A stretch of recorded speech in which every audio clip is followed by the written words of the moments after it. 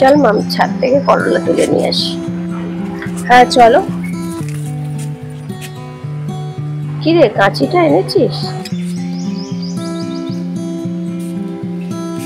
ছোটবেলায় যে করলার রেসিপিটা বানিয়ে খাওয়াতাম সেটাই আজকে বানিয়ে খাওয়াবো। চল।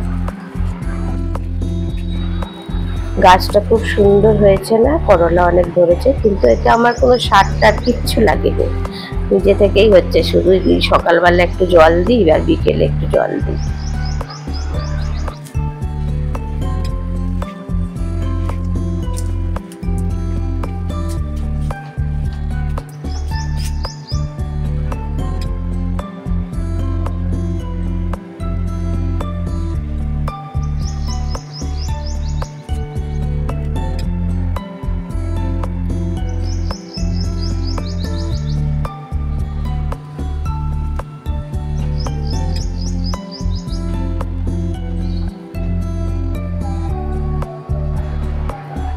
দেখ কত বড় বড় করলা হয়েছে।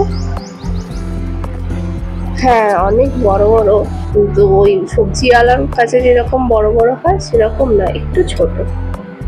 ছোটবেলায় এই করলা সুন্দরী তোকে বানিয়ে খাওয়াতাম।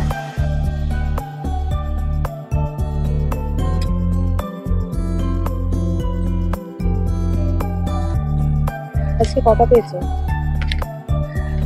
আজকে এই তো একটা, দুটো, তিনটে, চারটে, পাঁচটা, ছটা, সাতটা। আর তুলবো না, এখনো গাছে অনেক আছে, দেখো এখন। কিন্তু এগুলো ছোট ছোট, আমি তুলবো না। এই সাতটা, এগুলো দিয়ে আমার রান্না হয়ে যাবে। এখানে এখনো অনেক আছে।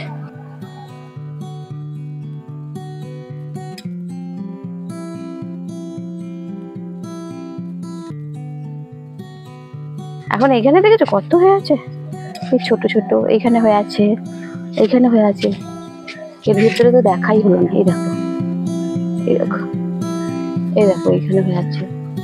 চল ছাদ থেকে নিচে যাই, এবার করলা গুলো কেটে নিয়ে রান্নাটা বসিয়ে দেবো। এই গ্যাস জ্বেলে দিলাম, করলা গুলো ভাজার জন্য সাদা তেল দিয়ে দিলাম। এরপর করলা গুলো তুলে দিলাম, হালকা নেড়ে নিয়ে ঢাকা দিয়ে দিলাম।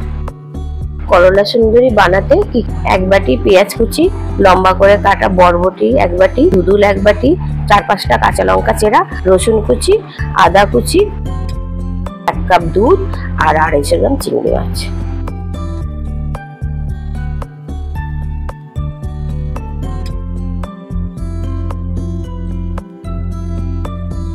এবার বরবটিটা তুলে দিলাম।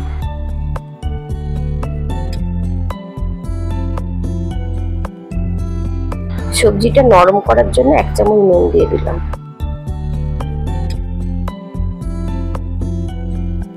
এবার ধুদুলটা দিয়ে দিলাম।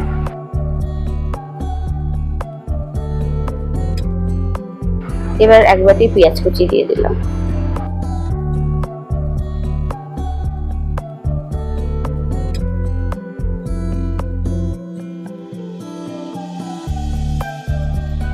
ভালো করে ভাজা ভাজা হয়ে গেলে লঙ্কা কুচিটা দেব।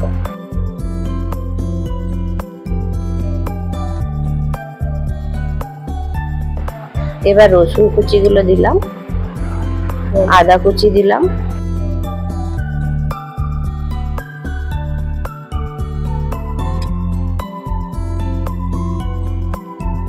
সব সবজিগুলো মজে যাওয়ার পরে একটা টমেটো কুচি দিলাম।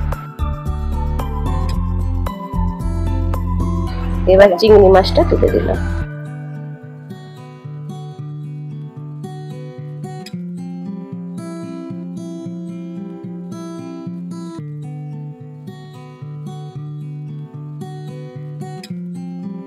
এক চামচ হলুদ গুঁড়ো দিলাম। এবার 1 চামচ লঙ্কা গুঁড়ো দিয়ে দিলাম। যেহেতু আমরা একটু ঝাল খাই তাই একটু লঙ্কা গুঁড়ো দিয়েছি, আর আপনারা যদি ঝাল খেতে না চান তাহলে ওটা স্কিপ করে যাবেন।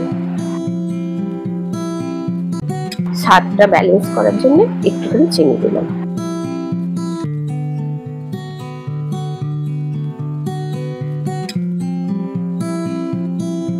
প্রথমে 1 চামচ নুন দিয়েছিলাম, লাস্টে চিংড়ি মাছ দিয়েছিলাম, তাই আর এখন আর 1 চামচ নুন দিলাম।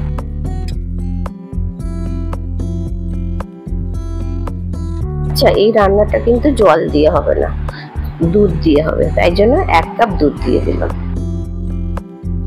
এবার একটু নেড়ে ঢাকা দিয়ে দেবো। 2 মিনিট পর আবার ঢাকাটা খুলে একটু নেড়ে দেবো। ঢাকা খুলে যেই এটা মজে মজে আসবে, মাখা মাখা হয়ে গেলে 2 চামচ কাঁচা সর্ষের তেল দিয়ে দেবো।